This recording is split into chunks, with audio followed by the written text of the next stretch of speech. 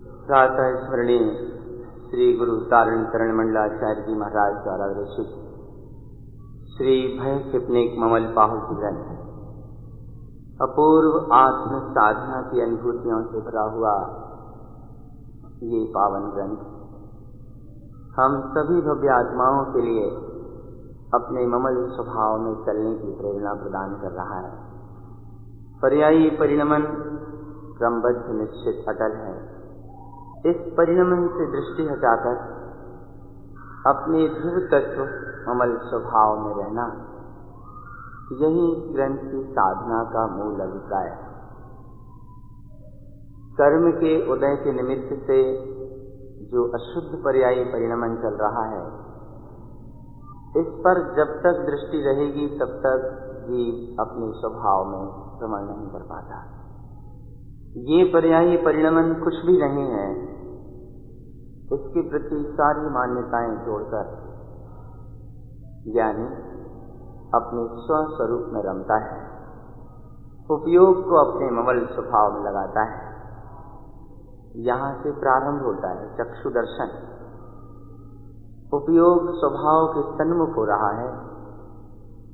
इस स्वभाव की सन्मुखता के बल से विकारों का अभाव होता है, ममल स्वभाव प्रकटता है, अंतर का अनंत आत्म वैभव प्रकट होता है।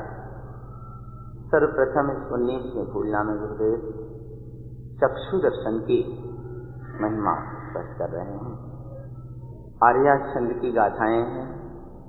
हमने इन गाथाओं को थोड़ा सा संजोने का प्रयास किया है और हमें आशा है कि आप उस संयोजन के साथ चलेंगे। फूलना नंबर 19 चक्षु दर्शन गाथा।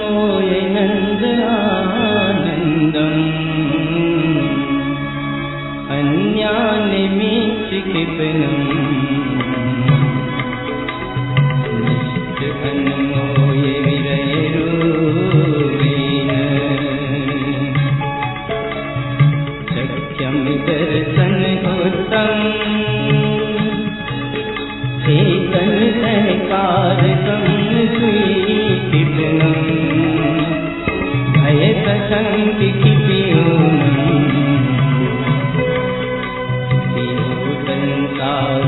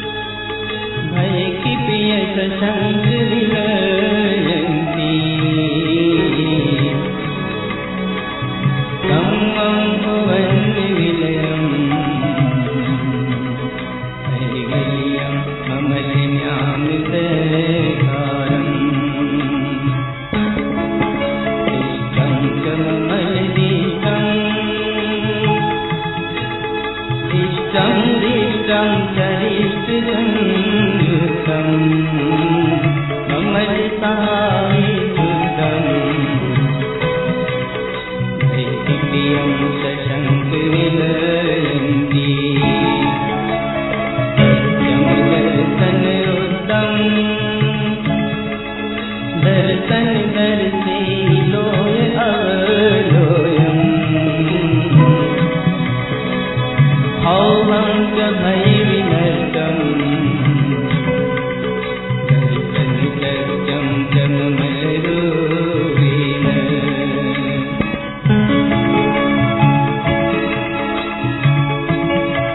सत्यं दर्शन सह्यम् दर्शज्ञानं च मम सभावम्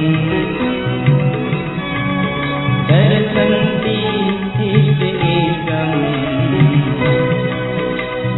हृदयं च शङ्कविलयन्ती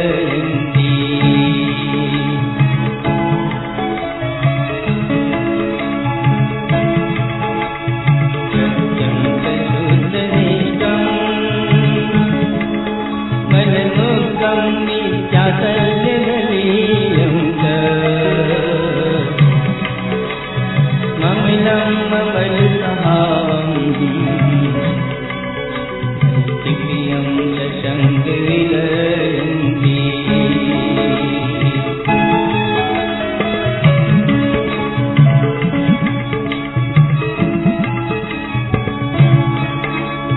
दर्शन सत्यविशेषम् विज्ञान ज्ञान दृष्टि संजोयम् इष्टं च ईदृभावम् भक्तहावेन ममलरूपेण सत्यमिति अनुरूपम् कारणतरणं च ममलसकारम्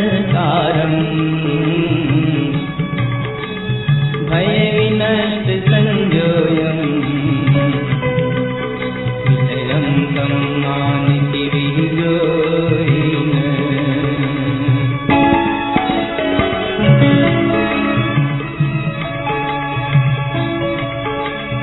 सत्यं चरन्ति चरणम् शरणम् आचरन् ममलदीशं च ममलसा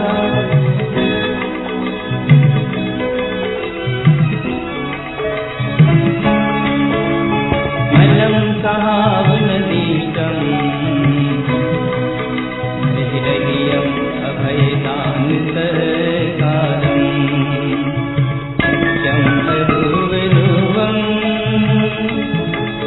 सुरविन्धन स्वरूपसंजोयम्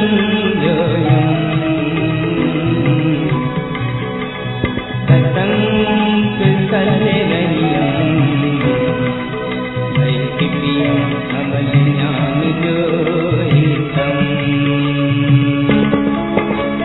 सत्यं किपनिकरूपम्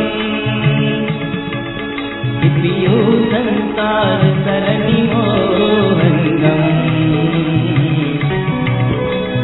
किपियो कमलसुवर्णम् दैहिप्रियं अमलज्ञानसकारम्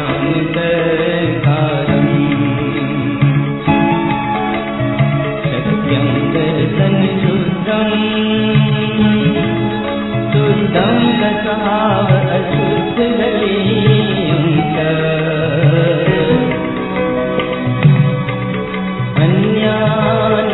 अन्यान्विष्टिगलीयम् गुह्यं अन्यामुदल्यगलीयं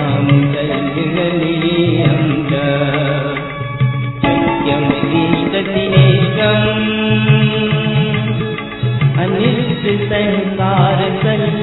अनिष्टसंसारसल्यविलयन्ती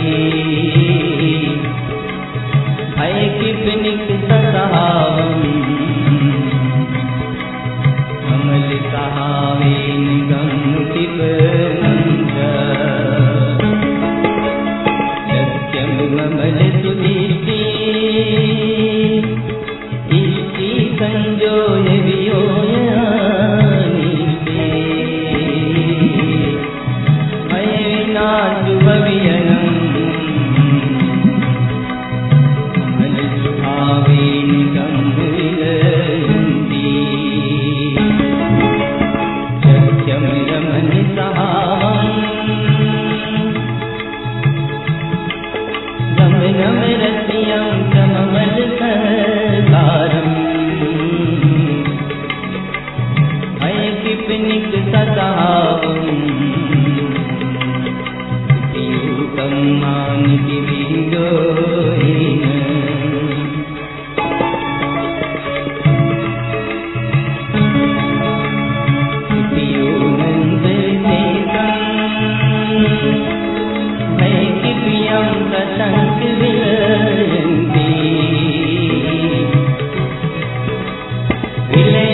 गम्यवर्णम्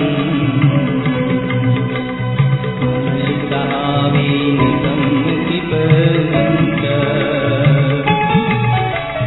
चिक्रियं दीप्तिसभावम् दीप्तिसहकारम् इष्टसंजोयम् इष्टं च इष्टरूपम् निश्चितंसारसरणिविलयन्ति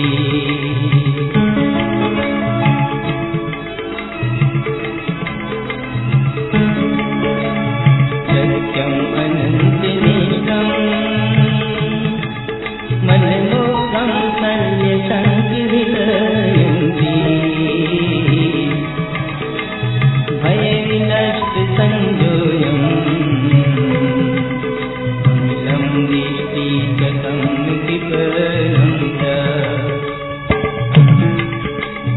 सत्यं दीप्ति सुदीप्ति परजयविलयन्ति नन्दनन्तायै रागं जनरञ्जनयम् प्रियं ममलशुद्धसारम्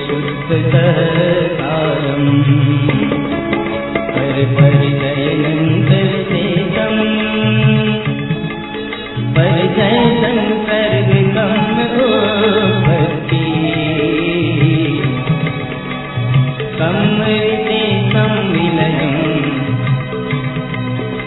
ऐक्यप्रियं मम ज्ञानप्रसारम् सत्यं च ममलदीप्ति कमलं परजावनं सिद्धिपीयोनम् शशंकिकं विलयम् विलयम् अमलज्ञानप्रसारम् परिजय अनित्यरूपम् अन्यानं संसारकम् उपस्ति ममलसहावं विलयम्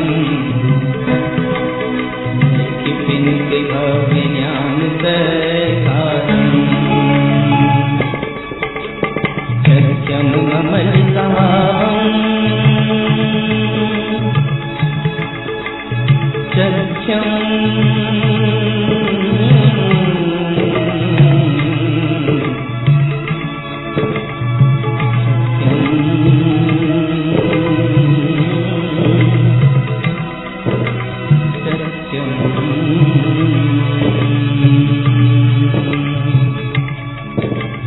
सत्यं सहावममलम् वयनम् उपस्थितं सद्भावम् वयनं च ममलरूपम् चैतन्यं नन्दकं विलयन्ति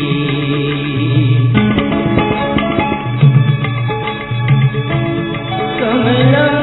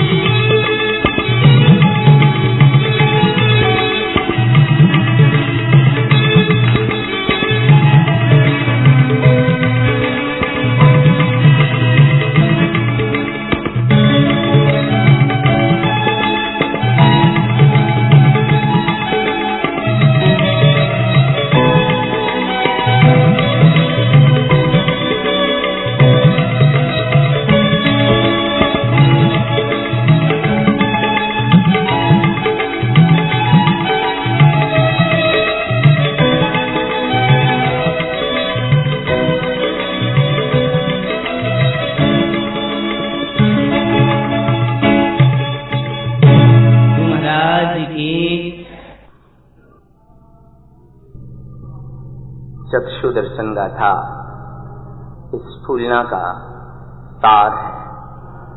ज्ञानी अपने नंद आनंद स्वभाव की अनुमोदना करता है।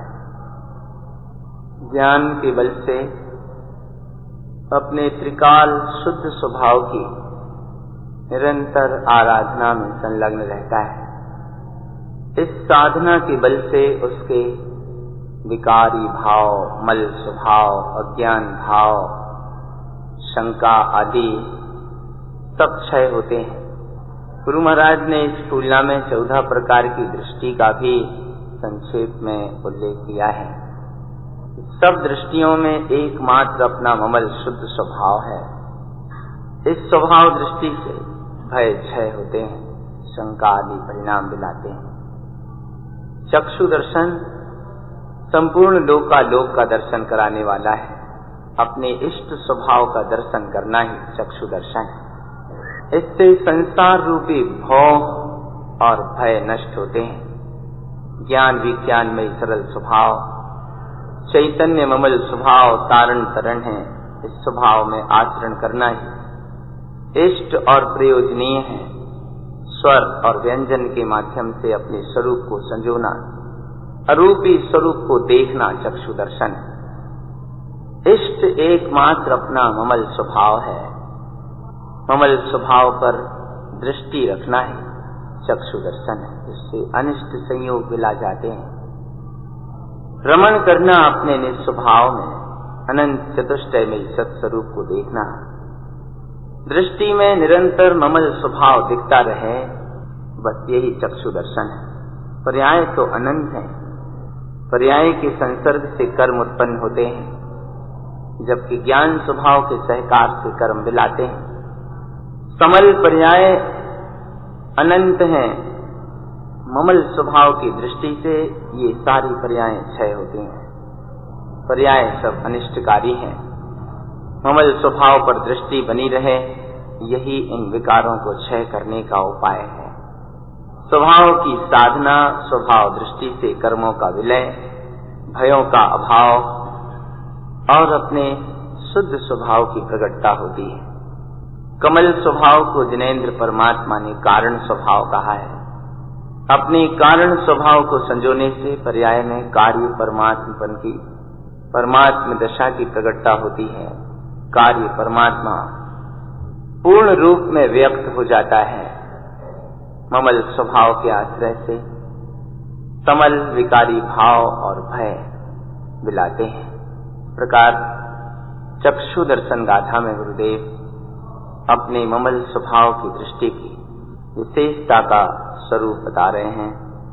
वे स्वयं अनुभव कर रहे हैं कि दृष्टि ममल स्वभाव को देख रही है, निहार रही है। दृष्टि में ममल स्वभाव का आना ही राग का टूटना है। ममल स्वभाव का दर्शन होना ही सच्चा वैराग्य है। उपयोग में स्वभाव झलके यही वैराग्य कहलाता है। यद्यपि संसार शरीर भोग सब बाहर की चीजें हैं, बाहर रह जाती हैं, किंतु स्वभाव दृष्टि के बल से संसार शरीर भोगों से जो अनासक्ति का भाव प्रकटता है, यही वास्तविक वैराग्य कहलाता है। यही वैराग्य मुक्ति को प्राप्त करने में कारण बनता है, परिपूर्ण अवस्था को प्राप्त करने में साधन बनता है। ऐसे वैराग्य की विशेषता को, स्वरूप को और महिमा को बताने के लिए गुरुदेव 20 नंबर का फूलना कहते हैं, वैराग्य फूलना।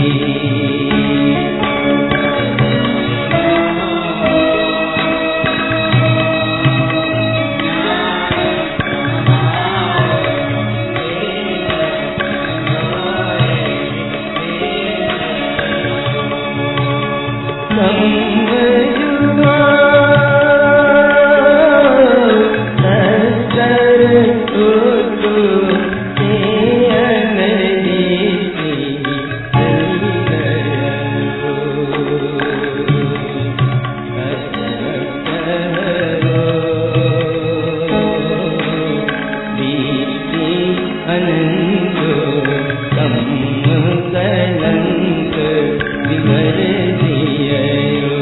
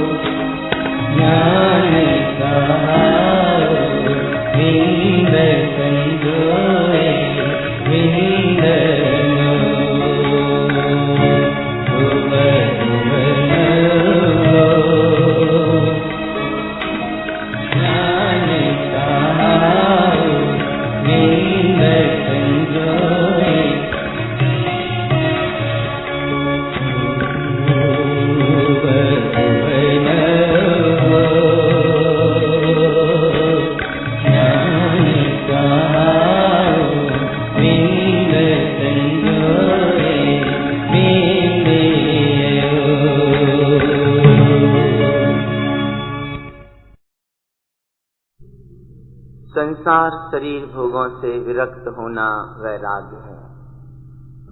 संसार शरीर भोग जब तक सुख रूप लगते हैं तब तक जीव को वैराग्य भाव नहीं जागता। आत्मदर्शन ना हो और संसार शरीर भोगों से वैराग्य हो, ये वैराग्य भूमिका के रूप में काम में तो आ सकता है, लेकिन अभी इस वैराग्य का मोक्ष मार्ग में कोई भी काम नहीं है। प्रथम भूमिका में बुद्धिपूर्वक वैराग्य भाव जागृत करना अलग बात है, और आत्मदृष्टि पूर्वक संसार शरीर भोगों से विरक्त होना यथार्थ वैराग्य है, जो प्रत्यक्ष मुक्ति की प्राप्ति में साधन बनता है। वैराग्य का अर्थ उदासीन होना नहीं है, वैराग्य का अर्थ आनंदमय होना है। वैराग्य नकारात्मक नहीं है, वैराग्य स्वभाव के ग्रहण करने से जो अंतर में आह्लाद रूप परिणाम और संसार आदि से जो अनासक्ति का भाव जागता है, ये वैराग्य कहलाता है। बहुत पॉजिटिव है, सकारात्मक है। वैराग्य की अपनी महिमा है। वैराग्य धर्म का परम सखा है, जीव का परम सहयोगी है। एक बार होने के बाद मार्ग में फिर निरंतर साथ रहता है, स्वरूप लीनता में सहायक बनता है। गुरुदेव कहते हैं, ज्ञान स्वभाव उत्पन्न हुआ है, इस निर्विकल्प स्वभाव को समझो। विज्ञानमयी स्वभाव को देखो, जो अनंतानंत लोक प्रमाण है। तीर्थ में संयुक्त होना ही प्रयोजनीय है। स्वरूप परिपूर्ण है तीर्थ से। मति श्रुत ज्ञान तुम्हें प्रकट हो गया है। अवधि का अंकुर भी जाग गया है। आत्मा तो पंच ज्ञान वाला है, विंद पद स्वरूप वाला है। ज्ञानी हो, अपने ज्ञान स्वभाव से संयुक्त रहो। दर्शन की दृष्टि से देखो। दर्शन सर्वलोक को देखने वाला सर्वदर्शी है, सबने दर्शनमय है। अनंत दर्शन की दृष्टि यथार्थ दर्शन। यह अनंत दर्शन की दृष्टि लोकालोक को जानने वाले ज्ञान स्वभावमय होती। ममल स्वभाव का दर्शन ही इष्ट और प्रयोजनीय है। तुम आत्मा हो, अपने सहजानंद आत्म स्वभाव चैतन्य स्वरूप सहित रहो।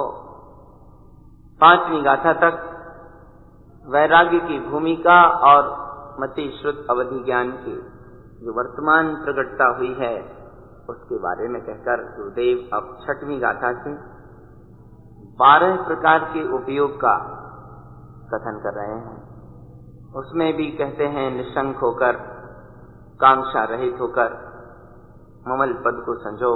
तुम योगी हो, इष्ट स्वभाव को संजो। अनिष्ट की परिणति से विमुक्त रहो, पर पर्याय को मत देखो। अपने सत्स्वरूप की साधना आराधना करो। अनंत स्वभाव को संजो। मति श्रुत अवधि के साथ साथ स्वभाव की साधना संजोना मना पर्याय और केवल ज्ञान की प्राप्ति का कारण। अनंतानंत लोकालोक को प्रकट कराने वाला है। 9वीं गाथा तक ज्ञानोपयोग की महिमा कही। 10वीं गाथा से आगे की गाथाओं में 4 प्रकार के दर्शन को कहा है। 14वीं गाथा तक चक्षु दर्शन, अपने सत्स्वरूप को देखना है। अचक्षु दर्शन में चिंतन मनन पूर्वक अनंत चतुष्टयमय स्वभाव की दृष्टि की प्रधानता है। जो कर्म के आवरण बनते हैं अज्ञान भाव से, ये स्वभाव दृष्टि से गलते हैं। गुप्त स्वभाव में रत रहना, सम्य ज्ञानमय होना, निर्विकल्प स्वानुभूति करना, यही प्रयोजनीय है। इससे सारी पर्यायें छूटती हैं। परिपूर्ण स्वभाव में रहने से पूर्ण दर्शन की प्रकटता होती है। जब दृष्टि परोन्मुखी होती है तब जीव स्वभाव को नहीं संजोता, ना अपने स्वभाव को देखता। फिर कर्म ही कर्म बनते, किंतु ज्ञान स्वभाव की अनुमोदना से ये सब बिला भी जाते हैं। महिमा ज्ञान स्वभाव की है। 3 प्रकार के कर्म जो उत्पन्न होते हैं, प्रयोजनी श्रेष्ठ ज्ञान स्वभाव की अनुमोदना से क्षय हो जाते हैं। इस प्रकार उपयोग को स्वभाव में लगाने से वैराग्य भाव उत्पन्न होता है। संसार से विरक्तता, ज्ञान दृष्टि पूर्वक शरीर से विरक्तता, भोगों से विरक्तता और ज्ञान की अनुमोदना से तत्संबंधी राग दिलाता है। अवधि ज्ञान का जो अंकुर उत्पन्न हुआ है, आचार्य कहते हैं कि अब तुम ज्ञानी हो, परम अवधि को उपलब्ध हो जाओ। मना पर यह कि अंकुर को ग्रहण करो, ऋजुमति विपुलमति को प्रकट करो। 3 प्रकार के वैराग्य से संयुक्त हो, समस्त परिग्रह से मुक्त होकर निर्ग्रंथ होना ही पूर्ण ज्ञान की प्राप्ति का उपाय है। अभी तो तुम छद्मस्त हो, ध्यान में लीन हो जाओ, ज्ञान स्वभाव में डूब जाओ, घातिया कर्म छूट जाएंगे और तुम केवल ज्ञान को उपलब्ध हो जाओ। केवल ज्ञान के साथ ही केवल दर्शन की दृष्टि होती है। कारण तरण समर्थ अपना निस्वभाव है। ऐसे ममल ज्ञान स्वभाव में रहने पर ही मुक्ति की प्राप्ति होगी। स्वभाव दृष्टि होने का नाम ही वास्तव में सच्चा वैराग्य है। ऊपरी वैराग्य तो क्षणिक होता है, किंतु सम्यक दृष्टि जीव का वैराग्य, ज्ञानी का वैराग्य यथार्थ वैराग्य होता है। और यही वैराग्य मुक्ति को प्राप्त कराता है। अंतर में अपने आत्मा के कल्याण की भावना, आत्मस्वरूप का लक्ष्य, स्वरूप प्रमणता का उद्देश्य, स्वानुभूति पूर्वक अपने को ग्रहण करना और स्वानुभव सहित फिर सारी दुनिया से विरक्त हो जाना, यही वास्तव में सच्चा वैराग्य है। ऐसा वैराग्य अपने भीतर भी जागे, तभी वास्तव में अपन सब जीव भी मोक्ष मार्गी बन सकेंगे। वैराग्य फूलना के पश्चात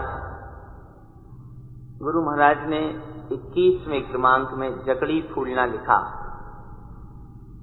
जकड़ी का अर्थ है आत्मा कर्मों से जकड़ी है, ऐसा सब कहते हैं। गुरु महाराज की साधना में जो अनुभव के मोती निकलते थे, अंतर से सूत्र निकलते थे, स्वभाव की महिमा को लोग सुनते थे। सिद्ध हूँ, शुद्ध हूँ, ममल स्वभावी हूँ, आनंद परमानंद स्वरूप हूँ, ऐसी महिमा सुनते थे। स्वभाव की ऐसी महिमा सुनकर जिज्ञासु जीवों के मन में ये प्रश्न उठता था कि महाराज, आप कह रहे हैं कि ममल स्वभावी हूँ, सिद्ध हूँ, शुद्ध हूँ, परमात्मा हूँ, लेकिन अभी ये आत्मा कर्मों से जकड़ी, अभी कहाँ शुद्ध हूँ, कहाँ ममल स्वभावी हूँ। इतनी जकड़न है महाराज, अनंत कर्म है आत्मा के साथ लगे हैं, जकड़ी है आत्मा। अब आप ही कोई उपाय बताओ कि आप जो ममल स्वभाव की बात कह रहे हैं, तो इस जकड़न से हमारी मुक्ति कैसे हो, इस जकड़न से हम छूटें कैसे। ऐसी एक जिज्ञासा गुरुदेव के समक्ष उपस्थित हुई और उन्होंने उन सभी भव्य आत्माओं को, जिनने अपनी आत्मा को कर्मों की जकड़न से मुक्त होने का उपाय पूछा, उनके लिए इस जकड़ी फूलना के माध्यम से मार्गदर्शन दिया।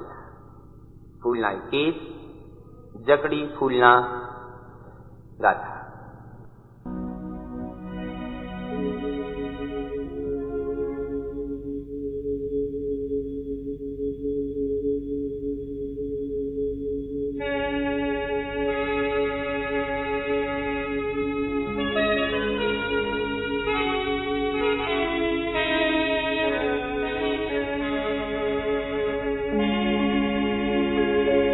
एक दिन तो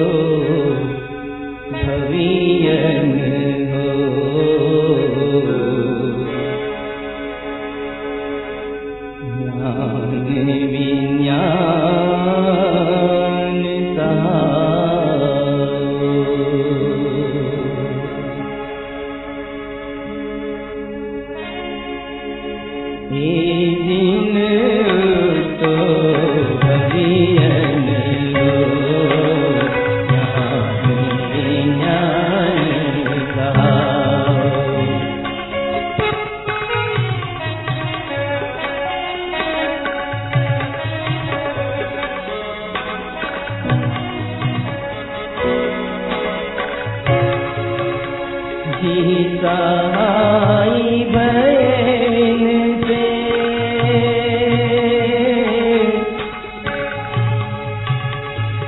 जी सहाई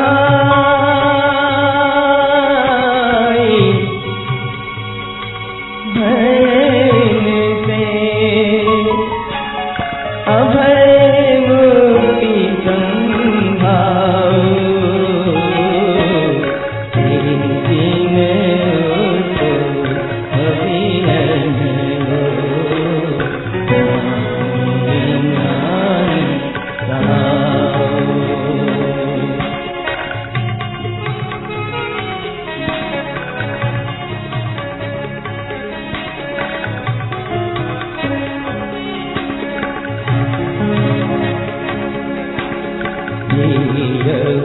अभय मुक्ति संभाओ सर्वोत्तम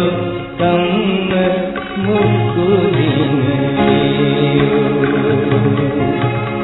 जो प्रिय लोय अर्थ अर्थ समय मुक्ति संयुक्त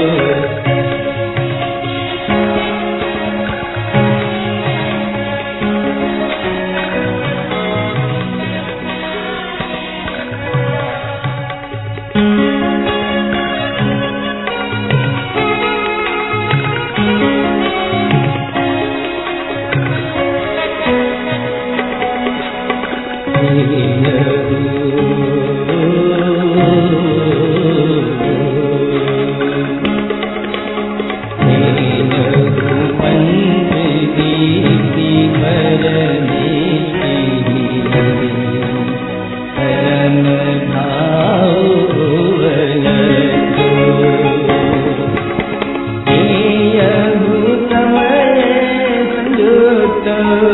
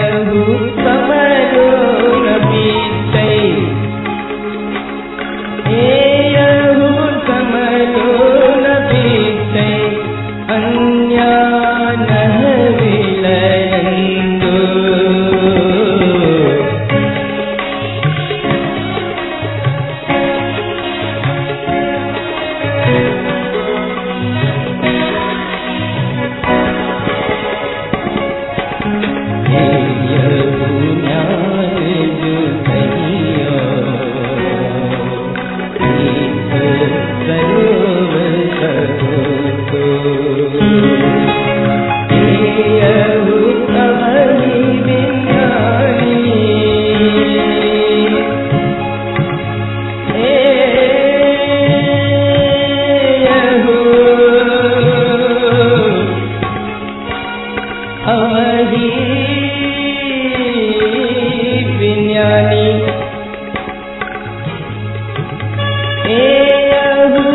कभी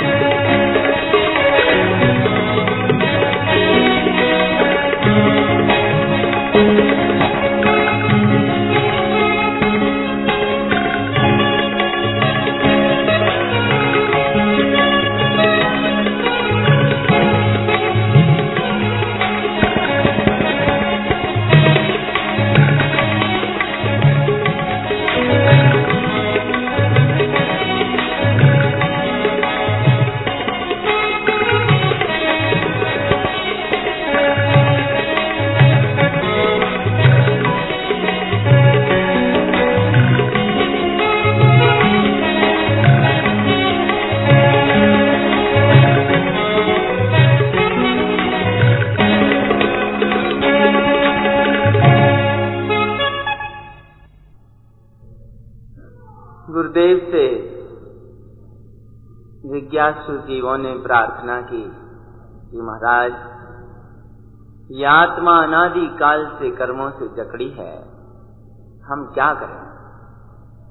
गुरु महाराज ने कहा, हे संबोधन है उन भव्य आत्माओं के लिए, हे जीवो, जिन उत्तु जिनेन्द्र कह रहे हैं कि तुम भव्य जन हो, तुम भव्य जीव हो, ज्ञान विज्ञान स्वभाव को ग्रहण करो, भेद ज्ञान करो, जिसकी सहायता से भय विनष्टे हैं, यह अपना अभय मुक्ति स्वभाव है।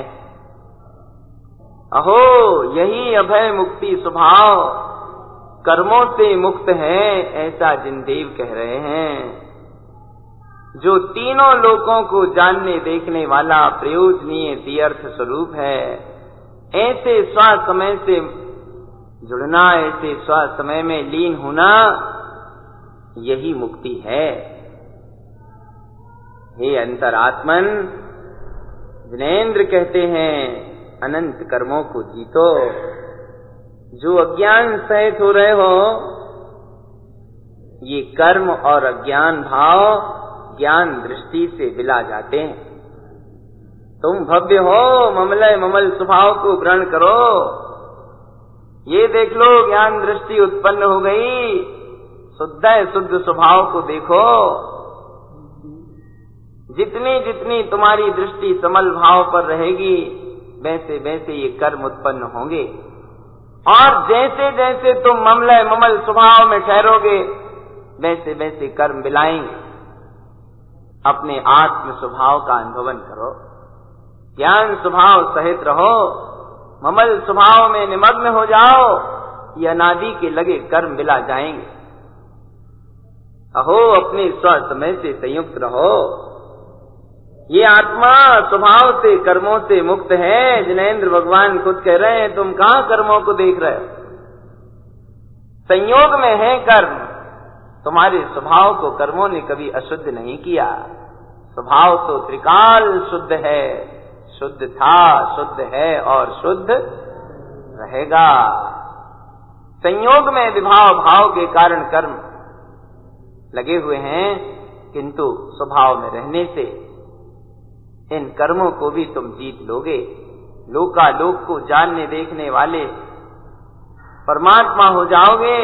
ज्ञान दृष्टि से अपने शुद्ध परिणाम को ग्रहण तो करो, अपने आत्म स्वभाव में रहो, ये पर पर्याय दिला जाएंगी। ममल स्वरूप में ठहरो, मुक्ति मार्ग को देखो, अपने सिद्ध स्वरूप का अनुभवन करो। ज्ञान स्वभाव उत्पन्न हो रहा है, यही परमानंद का दाता देव है। पंचम दीप्ति परमेष्टि स्वरूप परम भाव को उपलब्ध कर अपने स्व समय में लीन हो जाओ। जिनेन्द्र परमात्मा ने इसी आत्मा को शरणभूत कहा है। ये चक्षु अचक्षु दर्शन जो भी हैं, हर दृष्टि में अपने ममल भाव का दर्शन करो। समल भाव को मत देखो, अज्ञान भाव सब मिला जाने वाले हैं। सिद्ध स्वरूप जो अपनी आत्मा का है, ये पूर्ण ज्ञान स्वभाव सहित है। इसी स्वभाव में रहो। अरे अब तुम अवधि ज्ञानी हो, विज्ञान में स्वरूप में डूबो तो तीनों प्रकार के कर्म मिला जाएंगे। हे यहु उवन दाता, अहो ये परमानंद का दाता देव उत्पन्न हुआ है। यही देव स्वभाव है, इसी में लीन रहो। यही केवल ज्ञानमयी बिंद पद ममल स्वभाव है, इसमें ही ठहरो। अपने स्वभाव को भूलकर समल स्वभाव में संयुक्त होगे, पर में जुड़ोगे तो कर्म आश्रव बंद होगा। और जितने जितने तुम शुद्ध स्वभाव में ठहरते जाओगे, उतने उतने कर्म मिलाते जाएंगे। ये अनंत कर्म अज्ञान भाव के कारण उत्पन्न होते हैं। ज्ञान स्वभाव में लीन हो जाओ, कर्मों की उत्पत्ति होना ही मिला जाएगी। अनादिकाल से जो कर्मों का उपार्जन किया है, आश्रव बंद किया है, इन कर्मों के निमित्त से अनंतानंत संसार का परिभ्रमण हुआ है। अहो ज्ञान स्वभाव में रहो, अनादिकाल से लगे ये सारे कर्म क्षय हो जाएंगे। देखो तुम अज्ञान सहित होते हो तो अनमोह विरोह संयुक्त राग द्वेष आदि विभाव परिणामों में ठहर जाते हो। किसी से राग करते हो, किसी से द्वेष करते हो। ये विभाव परिणाम सब बंध के कारण है। अंतर मुहूर्त अपने ज्ञान स्वभाव की अनुमोदना करो, ये सारे अज्ञान भाव विलय हो जाएंगे। ममल स्वभाव में ठहरो, कर्मों का उत्पन्न होना ही छूट जाएगा। हे भव्य, यह स्वभाव में रहना ही समस्त भयों को नाश करने वाला है। अपने सत स्वरूप में लीन हो जाना ही सिद्धि की संपत्ति है। जकड़ी गाथा में गुरुदेव स्वभाव और कर्म की भिन्नता का बोध करा रहे हैं। जकड़ी है ऐसा मानना अज्ञान भाव है। मैं सिद्ध हूं, मुक्त हूं, कर्म मेरे स्वभाव में नहीं है, कर्मों से मेरा कोई संबंध नहीं है। ऐसे निर्मल शुद्ध स्वभाव को देखना, इसी स्वभाव में रहना, इस साधना से ही कर्मों की निर्जरा होती है। संयोग में है कर्म, आत्मा के संयोग में कर्म है, लेकिन स्वभाव में कर्म नहीं है। स्वभाव तो कर्म से त्रिकाल भिन्न है, सदैव शुद्ध है। यह शुद्ध सत्ता, यह शुद्ध स्वभाव ही अपनी आत्म सत्ता है, वास्तविकता है। ऐसे सत्स्वरूप में रहने से ही सिद्धि और मुक्ति का मार्ग बनता है। अज्ञान भाव के कारण हम विभाव भावों को देखते हैं, शरीर आदि संयोगों को देखते हैं। ज्ञान स्वभाव की दृष्टि बनाएं, ज्ञान का बल जागृत करें, तो निश्चित ही इन कर्मों की निर्जरा का मार्ग बनेगा और अपने सत्स्वरूप में रमणता से सिद्धि और मुक्ति की प्राप्ति का पथ प्रशस्त होगा। यही श्री गुरु महाराज का हम सबको मंगल है।